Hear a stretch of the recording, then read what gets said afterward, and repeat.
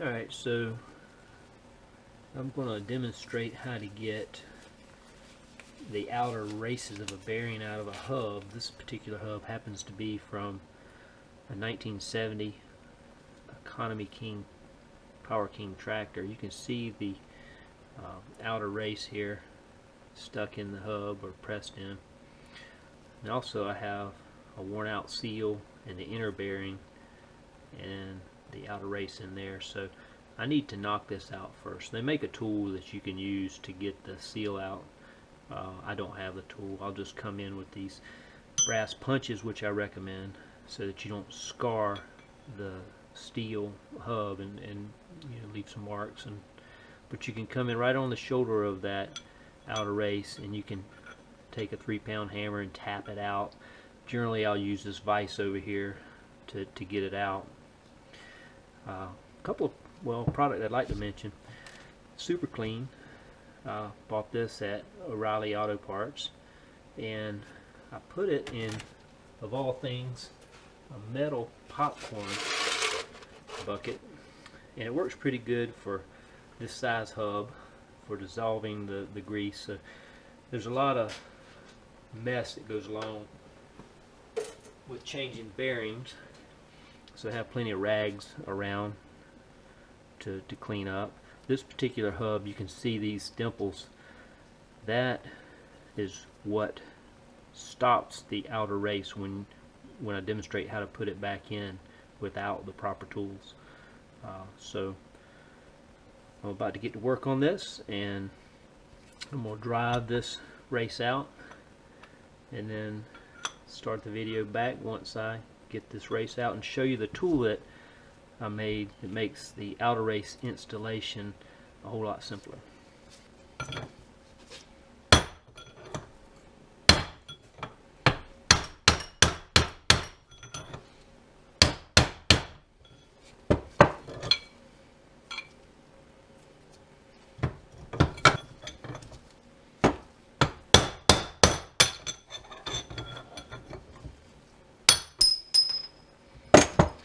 So that outer race is out, and now we'll start on the other one and get that knocked out. And I'll clean up the hub and show you how to install the outer races with a very simple tool. You can buy all the parts at hardware store, Lowe's, Home Depot, wherever.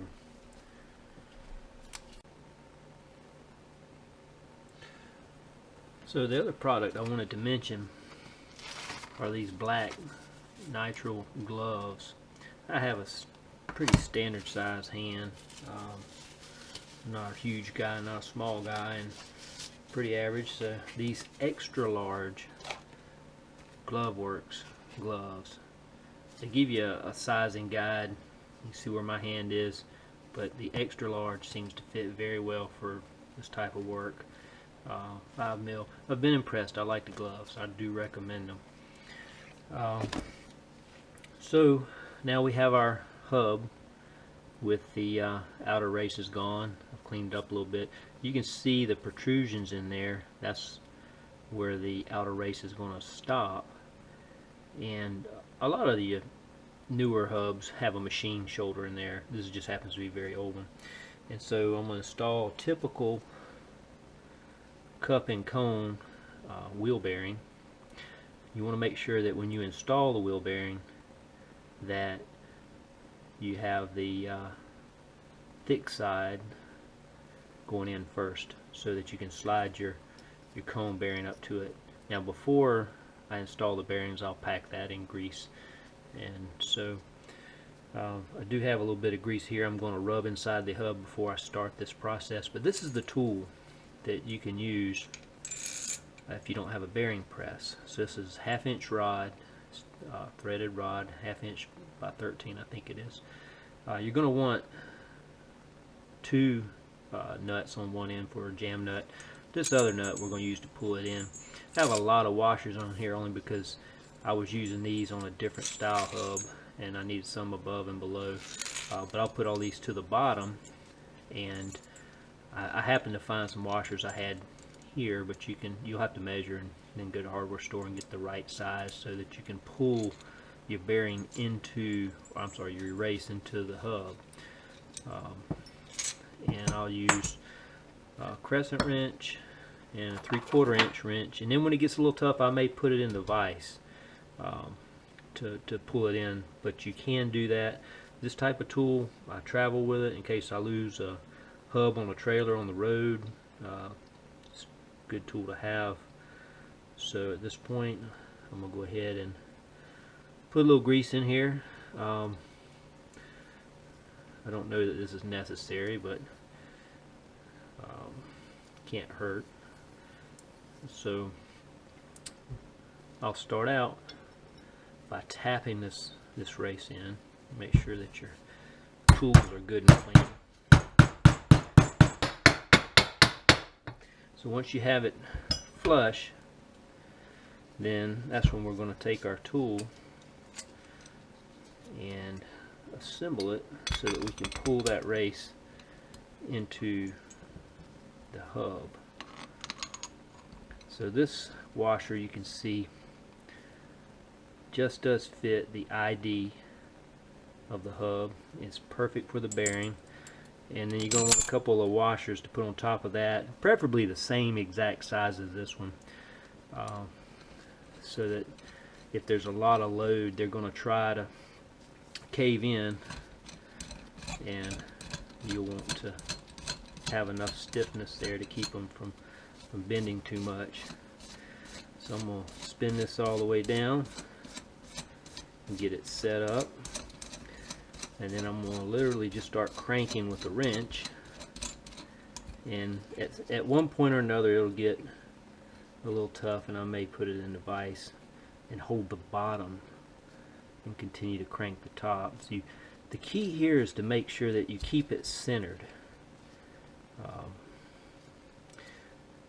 So you'll need to make sure you center it, and then it may get off center a little bit.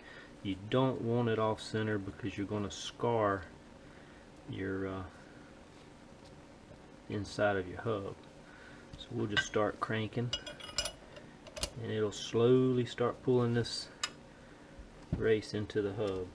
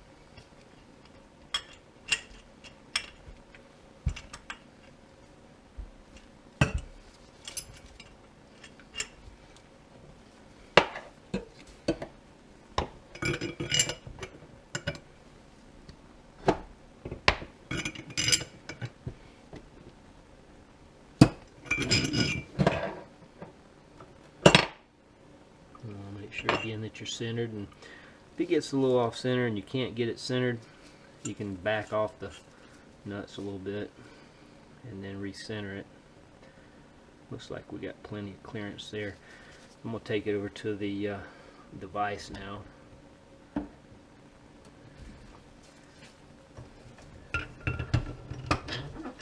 I find this a little bit easier to do this. Now if you're on the side of the road, you're going to need somebody to help you hold on to it.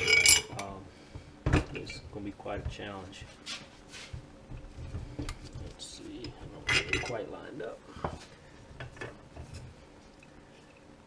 Yeah, line up all these nuts down here so that the vise clamps up good. And we just start cranking.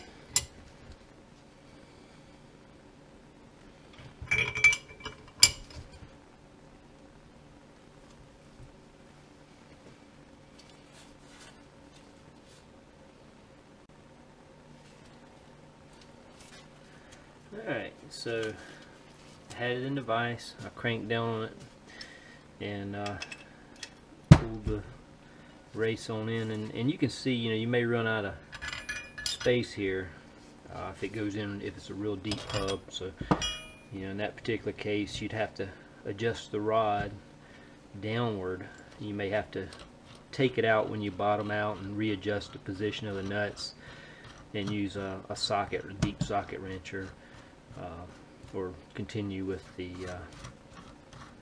box end wrench and pull it on in. But I'll get this off and show you what it looks like, and then I'll do the other end, and I'll be ready to pack the bearings and install the hub. So you can see the outer race pulled in, and you can see the protrusions in here where it rested against them. It pushed a little grease up. But if you have a machine shoulder, you should be able to tell if you're up against it. You'll know when you bottom out, and there's it'll get tough. Once I got past the initial opening, it really pulled in a lot easier, and then when I hit that shoulder, I knew it, and it pretty well stopped, and I pulled it out. But again, this is a tool you can make at home, carry with you. If you had to do it without a vise, you're going to need somebody to help you hold on to some wrenches, most likely. And you can see where it's pulled the washers in a little bit. But it's a great tool, cheap, works, and like I said, I travel with it whenever I take the boat out or what have you, to make sure that if I do get stranded, then I can fix it. One other thing that's a good tip is to check your grease fitting when you're at this stage, or before you put the bearing in, just to make sure that it's free and it is working properly, because it would be a good time to change that. And also, hope this video helps, and yeah, if you like what you see, do hit subscribe. If not, that's fine too. Just hope I help somebody, and have a good day.